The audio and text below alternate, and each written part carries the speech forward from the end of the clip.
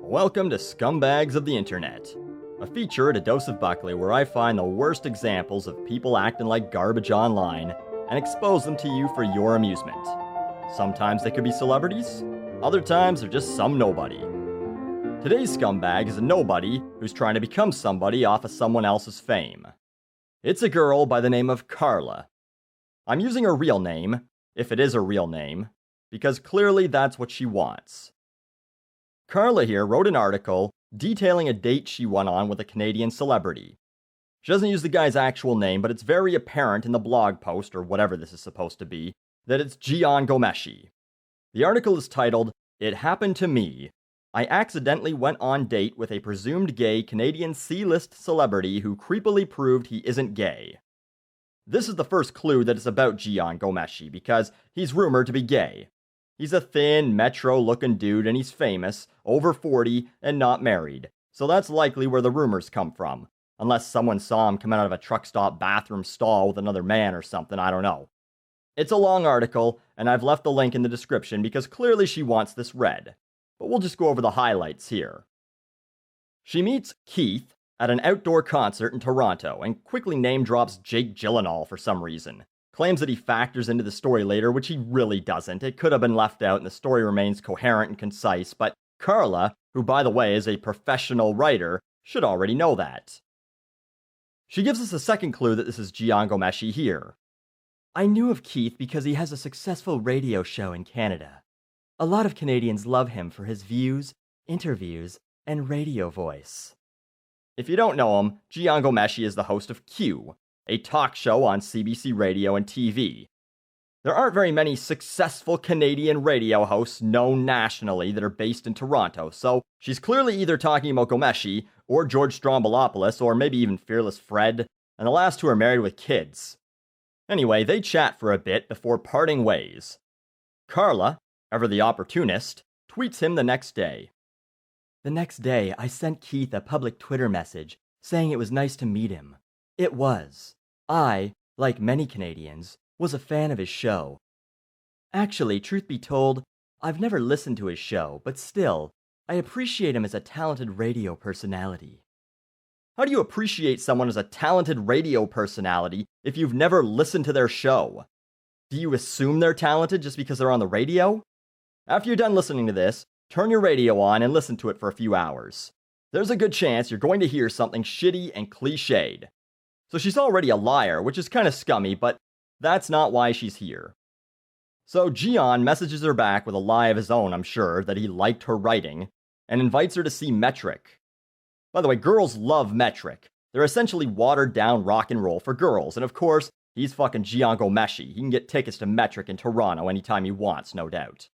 She also figures that this is a great opportunity for her to make a gay friend, because that's not the most cliched thing ever, and to make a famous contact that might be able to help her career.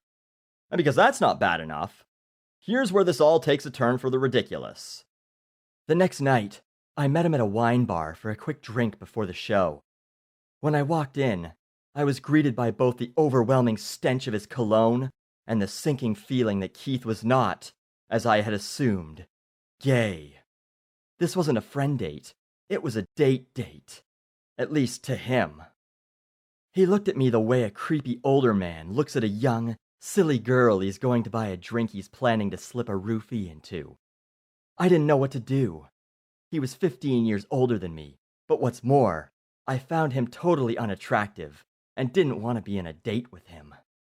What a fucking statement. First off, you got the feeling he wasn't gay now? Why the fuck would Jian Gomeshi just invite some fucking nobody like you to a concert? And second, you essentially suggest that all older dudes that are into younger girls are also rapists. And don't flatter yourself. Here's Carla's picture. She posted it in the article. She's an alright looking girl, no weird scars or anything. Everything's where it's supposed to be, but no one's getting whiplash from taking a second look at her. Get the fuck over yourself, Carla. He's an older celebrity, you're a relatively pretty nobody. If you couldn't put two and two together before you met him at a wine bar, then you're a fucking idiot. But this isn't called Fucking Idiots of the Internet, so we'll continue. She describes the meeting, pointlessly brings up Jake Gyllenhaal again just to give the initial name drop some purpose, and we fast forward to them going to the Opera House. Which, by the way, isn't an actual opera house, it's a live music venue in Toronto. The Bovine Sex Club in Toronto, also not what it sounds like. There was no assigned seating, and we were both standing on the balcony. I assume this is mentioned because Carla's never been to a concert at a small venue before. Hey everyone, do we got enough chairs for this concert? People like to sit quietly for concerts, right? As soon as the lights went down, and the first note started playing, I felt a sweaty hand travel across the back of my dress and grab my ass. That hand was Keith's. Shocked, I looked up at him like, "What?" He looked back at me with sex eyes and smiled.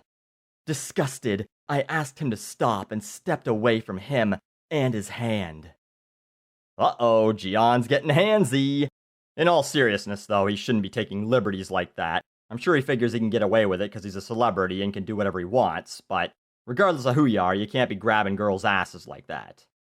So at this point, she says, "Oh, hey, sorry. I didn't think that's what this was. In fact, I didn't even think you were into chicks.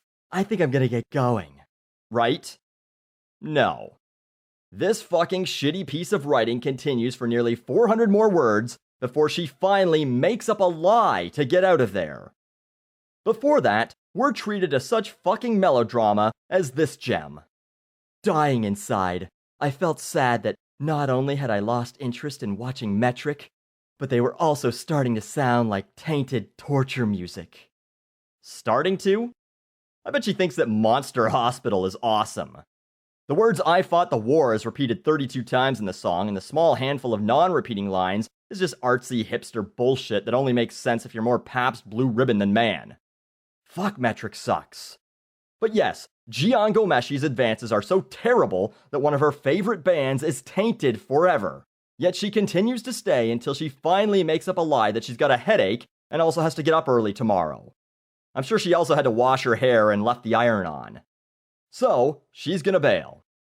Jian offers to drive her home and won't take no for an answer. And Carla makes it sound like she had no choice, but of course she did. It's just more of her making herself out to be the victim when she's had about 10 fucking opportunities to bail, or have simply not gone in the first place. We get our third and most definitive clue that it is indeed Jian Gomeshi with this dialogue. "Do you recognize the colors of my car?" he said. "They are black and red. Like Spider-Man?" I said. "Huh, no, that's silly. They're the colors of my show." He laughed. "But your show is on the radio, and I don't listen to it." I confessed. I was done. The colors of the Q logo and set and advertising are all red and black, so that pretty much narrows it down. Anyway, she gets away from Jian finally by bailing out a block from home and avoiding a kiss goodnight before launching into more shitty melodramatic writing that some stupid fuck has probably praised her for before. Once I reached my front door, I started crying in shame. A thick layer of self-loathing had settled over my once optimistic heart. Why had I handled the night that way? Why didn't I tell him he was acting like as asshole, and I only agreed to meet him because I, like the rest of Canada, thought he was gay? Why am I so passive in awkward situations? Why? Why? I had a hot shower to remove his gross cologne stench, which had stuck to me like an airborne virus. Yeah, why didn't you do all those things? Because you're a fucking piece of shit, that's why. Also, acting like as asshole was one of a few spelling and grammatical errors I noticed, including in the title itself, and I only bring it up because of the claim that she's a professional writer in her bio. Then she mentions that he texted her a bunch of times before she finally tells him that she thought it was just a friend's thing. By the way, Carla, quick tip. I didn't reply to Keith's text, thinking that he would take the hint, but based on past experience, I should have known. Keith does not a hint take. That should be a hint does Keith not take, or just simply, Keith doesn't take a hint. Writing 101. Don't get fancy with it if you don't know how. And if you were doing this to try and be clever, fucking don't. She ends it with more of her now trademark, overly embellished, ridiculously dramatic nonsense. 2 months later, I was walking down the street and passed a man who was wearing an offensive amount of Keith's pungent cologne. Overcome by scent memory nausea, I vomited into a nearby trash can. A concerned older lady came up to me. "Are you pregnant, dear?" she asked. "Only with disgust, thank God," I said, smiling. She smiled back, perplexed. And that was how I expelled the gross feelings left over from the worst date I've ever gone on. You vomited into a garbage can in public because someone's cologne reminded you of a guy who once grabbed your ass and put his hand on your shoulder at a bar. Jesus, I think your whole body would literally just shut down then if you actually had anything bad happen to you in your life.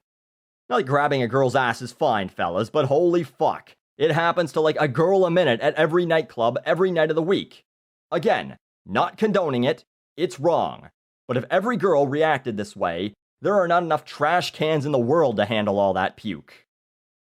So, Carla's not a scumbag because she's detailed the shitty behavior of some celebrity online.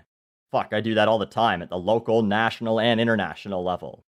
She's not a scumbag because she's too stupid to realize that some guy with connections doesn't just do something nice for you without wanting something in return. She's not a scumbag for the lies, over-embellishment, and shitty over-the-top writing. She's not even a scumbag for thinking some guy's gay, just because he's kinda got some effeminate mannerisms and is rumored to like dick, though that's not helping her case. I thought I might be able to make Keith, Gian, my best gay friend in Toronto. That's gotta be like some sort of reverse bigotry. Wanting to make a gay friend, probably so you can talk about shopping and fashion? What a stupid bitch. And she's not even a scumbag for trying to befriend a celebrity in the hopes it'll help her own shitty career, presumably writing hacky, melodramatic scripts if this piece of work is indicative of her usual writing. It's all of it put together, and trying to make herself look like the victim in this story. Fuck you, Carla. You had so many chances to leave. Right at the wine bar. How pretentious does that sound, by the way? I want to kick myself in the nuts for saying wine bar. She says, but I couldn't just leave. Yes, you could have. This is like standing under a hornet's nest and saying, well, I'm being stung over and over, and I'm not being held here against my will, but it'd be rude to the hornets to leave. Once you thought it was anything more than it was, you could have taken him aside and said, hey, Gian, you know what? I thought you were gay, and the only reason I came out with you was because I thought it would be a good chance to network with someone in the industry that I'm trying to get into. And I just thought you were trying to help a kid out. Which is the nice version of the truth, which is that you were using him. Instead, you fucking used him to go to a Metric concert and got pissy that he tried to make a move on you because he no doubt assumed you were just some star fucker. Cause what girl in their mid to late 20s fucking agrees to go to a concert with a 40-something celebrity? No wonder he got a totes diff vibe, which I'll probably concede is your only worthwhile point in this 1,000-word literary shit pile. If it's true, and with all the other ridiculous embellishments, you've not given me much reason to believe it is, but if it's true, why is a 40-year-old man texting like a 12-year-old girl? But Carla, you're not the victim. Yes, he touched you inappropriately. That was wrong. That's all this story needed to say. The rest of it makes you look like shit, trying to go out of your way to find gay celebrities to befriend to use for whatever purposes you might have, and then trying to make a name off someone famous with your stupid little expose because it didn't go the way you planned. So thanks to today's scumbag of the internet, Carla, for making us all feel better by knowing no matter what we do in life, we'll always be better than she is.